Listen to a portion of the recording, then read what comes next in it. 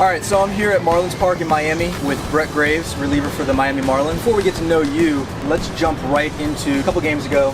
You get the call. First MLB save against the Washington Nationals. You got Rendon, Harper, and Zimmerman coming up. Tell me what's going through your head. Yeah, well, I think just from a team sense, that has been my role that I've been in all year. Obviously, it's August and I'm getting my first save, so it was something that was out of need for the team. So I was warming up, and at this point, I was already warming up, and we hadn't taken the lead yet. We were still tied, so I was going in the next inning regardless. So we took the lead, and I just had this overwhelming sense of readiness. I was like fired up. Yeah, absolutely. I knew exactly what was going on, and I was really pumped to get that opportunity. And just from getting the call in the bullpen and finishing up warming up into going in the game, there was just a new energy. Obviously, it's just way different when you got the lead going into that scenario, especially just a Saturday night in DC. There was a ton of people there, and it was just a fun environment. Packed house. Yeah, absolutely. And then obviously three really good hitters that I got an opportunity to face, and really I think in that instance, the bigger you make it in your head and in your mind, the tougher of a task it becomes, and I think really just trying to simplify it and throw strike one and not making the situation any bigger than it was. It's still a two-run save, so you don't walk the leadoff guy.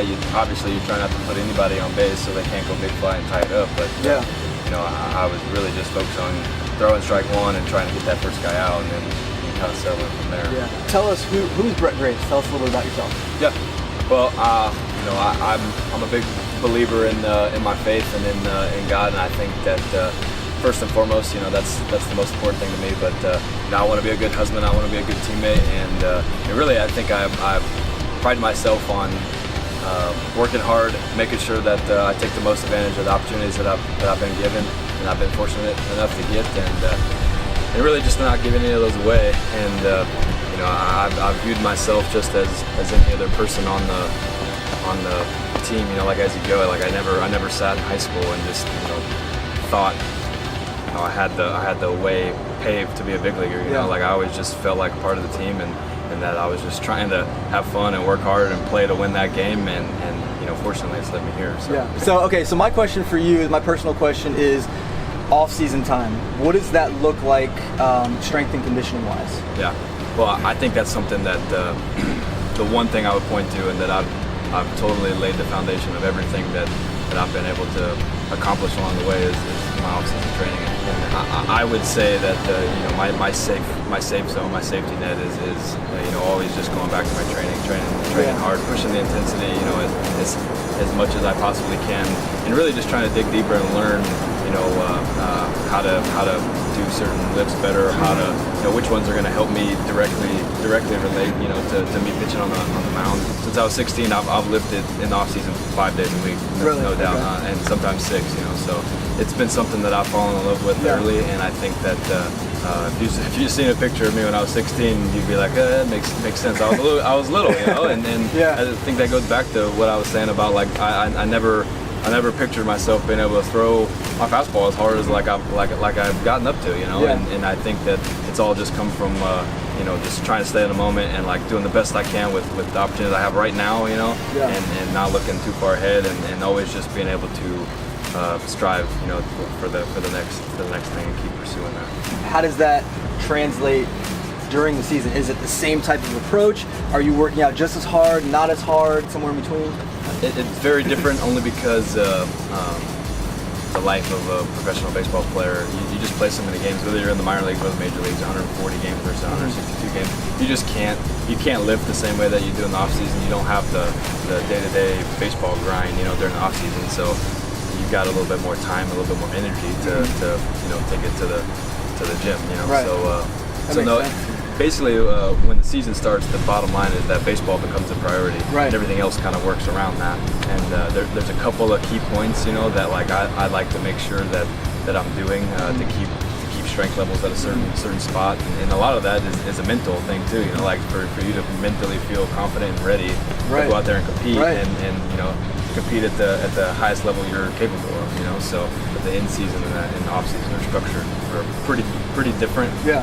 but the main difference is just that baseball becomes the focus. What is your intensity level, mindset-wise, for throwing in the off-season, and then how does that correlate to during the season?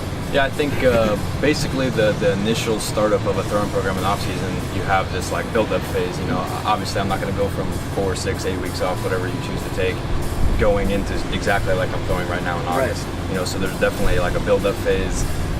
The same way that you build your pitches or your pitch count, you know, at the beginning of the season for spring training, or for high school guys like tryouts, and like you're not just going to come straight in and pitch a game. You know, it just doesn't work like that. You're asking for sure if you do that. Some guys take hardly any time off. Some guys like to take up to 8 weeks, 2 months off. So it kind of varies. It kind of depends a lot on like how your season went. If you threw the most innings you've ever thrown in your life, you need to probably take the most time off you've ever taken in your life. You know, so just being smart and a lot of it's common sense, you know what I mean? Especially just as baseball players. Basically what I like to do is I like to take 4 weeks and I like to just build up into playing lacrosse and stretching out, getting distance, and just getting my arm moving again before I ever even get on the mound either.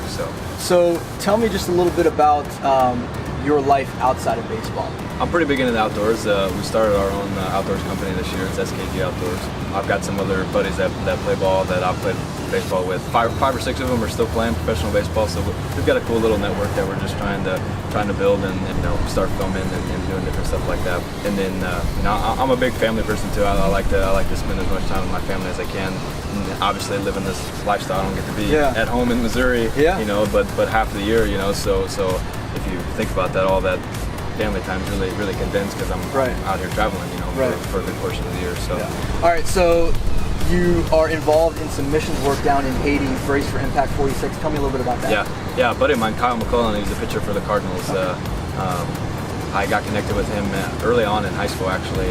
He really helped mentor me and kind of guide me through some early stages of my baseball, life, and just through our faith and through willingness and want to like go serve and serve God's kingdom. That he invited me down my first professional offseason, and we went down. My wife and I went down on a trip to Haiti with them there, and it just totally blew our mind. Totally like different lifestyle. Yeah, absolutely. It was just completely different. It's a lot of things in perspective. Yeah. Really, that's the biggest thing, is that it just provides an extreme amount of perspective that of how fortunate we are in the United States. No matter how bad, like you think that it's going here in the United States, it's just really a different world down there, and it really opened our eyes to that. So we've been really adamant about doing as much as we can to help them. We just did the 208 challenge where we're trying to get people to join our team. It's something that I'm physically supporting as well, and people to join our team to take the $208 to provide for a kid in Haiti for 1 month. So essentially we're trying to get 12 people to get that together so we can take care of a kid for a full year. That's awesome. And so we've got different kind of team leaders and stuff putting that together. That's awesome. It's awesome that you guys do that. So, Brett Graves, right-handed relief pitcher for the Miami Marlins. Thanks so much for taking your time today. You're an outdoorsman. You're a missions guy with a great heart, and you throw fastballs for a living. Right on. Thanks so much for your time. I appreciate it. Yeah, absolutely, brother.